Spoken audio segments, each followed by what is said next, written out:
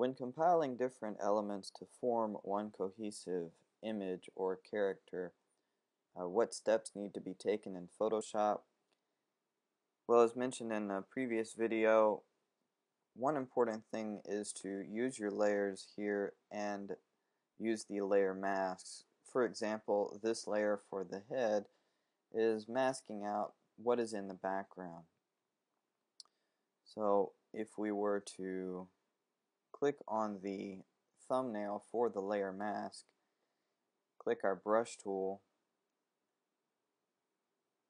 and paint some white here, we would see the background of that image. But how do we compile these images together to get this sort of cohesive transition like you see in the leg here? Well, let's go ahead and do this. So here we have an element. One easy way to do this is simply to drag the layer from one Photoshop document into another. So what I'm going to do is pull this tab out from the tab orders up top here, and it creates its own window. And I'm going to choose one, which is probably going to be the body here, as my main piece.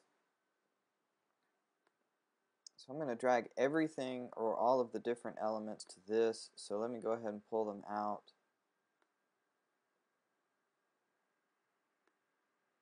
And once I've got this, I simply click in the document, take this layer, this is a spatula, and drag it into where the body is.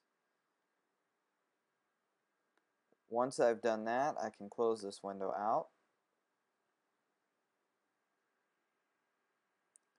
So you'll notice I'm clicked in this document, this one is in the background. An easy way to get it in there is just click on the layer. It's giving me this warning. It's basically just saying, look, there's some different color profiles. That's fine. I'm just going to click OK. It'll automatically convert and update that for me so that they're all in the same color profile. And one last one.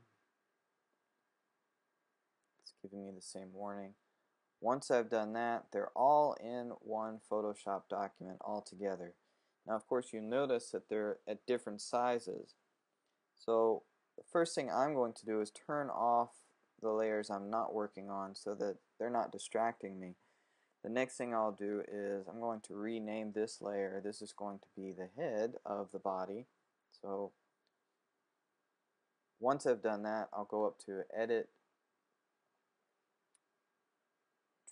Free Transform, or you notice a quick key on a Mac is Command T. On a PC that would be Control T. Command T or Free Transform or Control T basically takes every pixel that you have in this individual layer and it allows you to transform every pixel. Now, of course, what we see here is only the frying pan, which is because we've already put a mask over top, but it is actually transforming the pixels that are in the background as well, or underneath or behind that layer mask. So you'll notice if I hover just over the outside edge of a corner, I can rotate it. If I click in here, I can drag it around. If I move this around, it will allow me to rotate on a different point. So now it's rotating based off that axis point. And I like this. This is good. So I'm going to hit the return or enter key to apply the transformation. Next, I'll move on to what I'm going to put for the leg. And you'll notice I didn't click in the right layer. So let me transform this by hitting Command T or Control T for transform on a PC.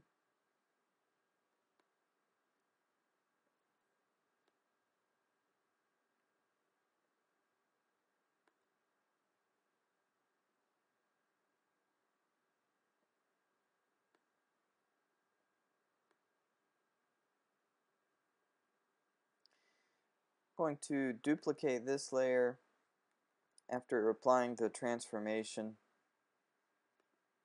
by right-clicking on the open space of the layer here and hitting duplicate layer. I'm going to call it left leg. Now you can name this anything you want. I'm naming it according to the character itself.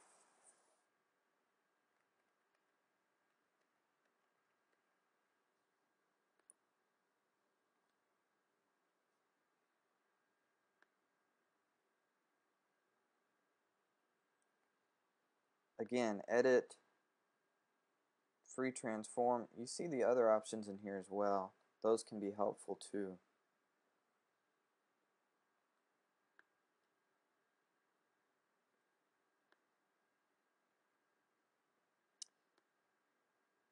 Now something to keep in mind as from the design point of view is the chances are by the shape of this character, this leg is actually going to be bigger than the other leg. Of course that has to do with perspective and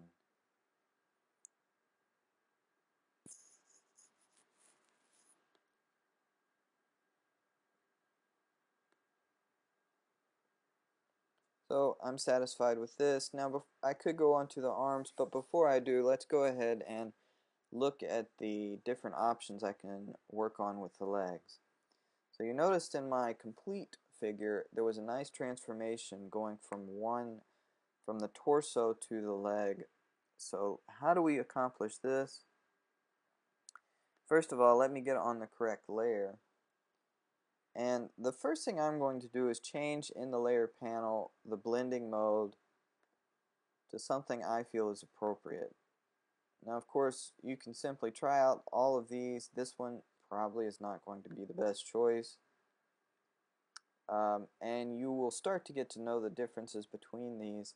This is a good choice, but I'm going to go with overlay in this case just for quickness sake. I have actually looked at all the different ones in there. I'm going to zoom in on this so I can see it a little better. And now I'm going to go into the layer mask of the right leg. Again, click on the brush tool, make sure that I've hit the default or D key, and I'm going to take away, so I want the foreground color to be black, and here I'm taking away from the foreground or from the layer mask. I'm not deleting pixels, I'm simply masking away what I don't want to be seen. And that works a lot better. Also make sure that your brush has a soft edge, or in this case mine is very soft, it has a hardness of 0. Now right here I might want there to be a bit more of a feathered edge, so what I'm going to do is hit the right bracket key to increase my brush size, and with that feathered edge of 0 I'm going to put the edge of the brush right over top of the honey dipper. And do you see how it's just after a few clicks it's giving it a nice transition or fade? The other thing I'll need to do is go into layer 0 onto the mask, and I'm going to reduce the brush size back down even more, and I might need to increase the hardness on this one.